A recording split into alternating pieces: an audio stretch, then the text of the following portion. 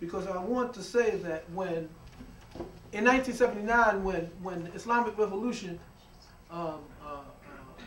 transpired in Iran, all of the Western intelligence agencies, the United States included, all of the major financial institutions, finance capital as such, slept the Iranian Revolution.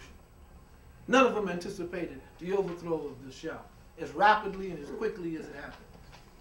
And none of them thought it would be overthrown by an old cleric who was in exile in Paris. And few thought that in a matter of months, an Islamic Republic would be established in Iran.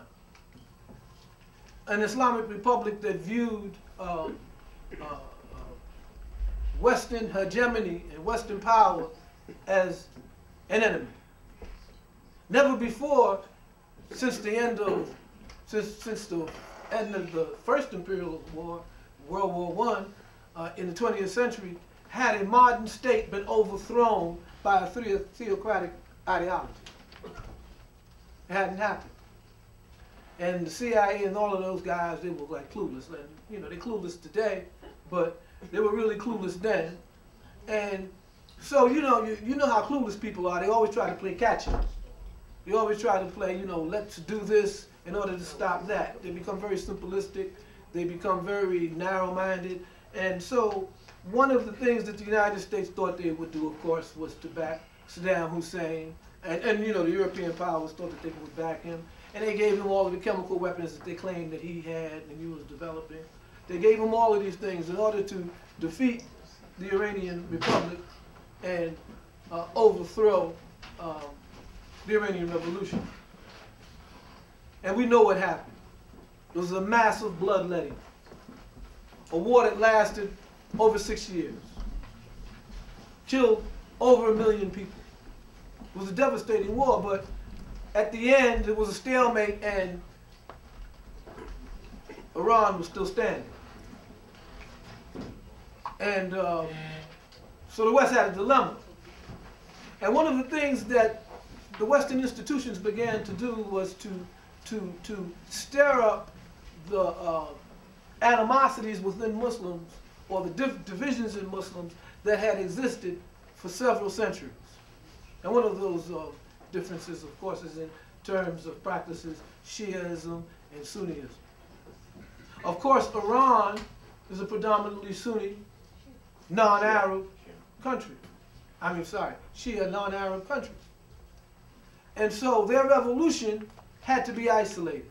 Couldn't be emulated in Egypt or Kuwait or Abu Dhabi or Saudi Arabia.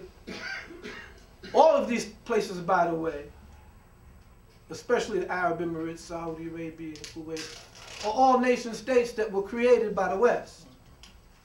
We all know how that happened. And when I go to Turkey and I talk with my Turkish friends, I always tease them about this and say, well, you know, y'all are the primary reason that we have this contradiction with the European settler state of Israel, is because they are your cousins and they're totally out of control, and you should really, you know, sit down and talk with them. I tease them about this all the time. And of course, they laugh a little, but they really don't like it. But the fact of the matter is that these states came about with the dissolution and the breakup of the Ottoman Empire. And those individuals, those clans and those sheikhs that fought on the side of the British against the Turks, we all know, you know, Lawrence of Arabia, you know, the Hollywood version of all of that. But it was deeper than that. It was much deeper than that. I mean, they even had the Grand Mufti of Jerusalem down with it. But aside from that, my point is that the Iranian Revolution took the whole Western world and finance capital by absolute surprise. And in order to try to limit its effect and its impact on the puppet nations that the Europeans have set up in the region, most of them are the Arab states we know today, they began to foment, and the leaders and the elites began to foment this threat of radical revolutionary Shiism that was threatening civilization and threatening, quote, moderate Islam. And I know there's brothers here who are imams. I know Imam Khalid and other imams here know full well that there's no such thing as moderate or radical or extremist or fundamentalist Islam.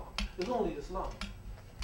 And these categories that are being put on Muslims are being put on Muslims by non-Muslims because they're trying to tell Muslims what their religion should be, how it should be practiced, and what it should uphold and what it shouldn't uphold. And in order to do this, there's a whole bunch of common myths that come into play. There's the common myth of the common ancestor of Ibrahim and all as the father of all the religions and all of these things. But we know when we investigate these things that none of these things are true. So there's this now what's called by the intellectuals from the right this clash of civilization. Islam is portrayed as a bunch of radical misogynists intent on taking the world back to the 11th century. This is how Muslims are portrayed, and unfortunately, many scholars, ulama, and imams have made a career apologizing for Islam, talking about how Muslims and Islam is a religion of peace, and how we don't support this and we don't support that. But as I pointed out before, in the United States, over 35% of the Muslims in over 35% of Muslims in the United States are African American. And did you know, over 50% of those African American Muslims are ex-offenders? So we're getting somewhere here, aren't we? We're getting to start to talk about dichotomies that exist in American society based on race, class, and criminal background. We're talking about dichotomies that begin to affect the Muslims right here in America, that divide them from each other. You know, recently an imam was slain in Detroit by the Joint Terrorist Task Force, by the FBI. And in the news reports, the FBI said they went and talked to the responsible Muslim communities and explained to them what happened. Now, who were the responsible Muslims that they explained this to? Was it the family of Imam Luqman that they explained this to? Or are they irresponsible? Was it the African American imams and assurers that exist in the United States? Did they go and explain this to them? No. They were talking about the immigrant community in Dearborn.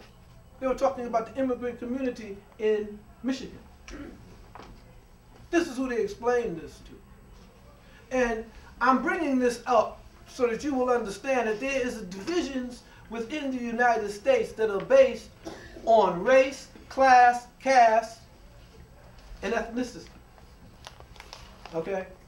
And these divisions also are reflected in the relationship between progressive movements on the left and the African American movement and African Americans. This has always been a thorn in the side of coalitions. We know that. We know that going all the way back to the civil rights movement and how upset white folks was when SNCC kicked them all out and said, look, we got to do our own thing.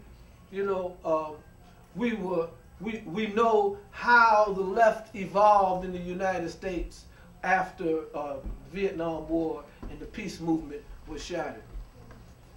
So I'm saying that these historical divisions that have cropped up, whether they're secular or non-secular, have made it impossible for progressive groups and organizations globally to come together and pool their resources and create a common charter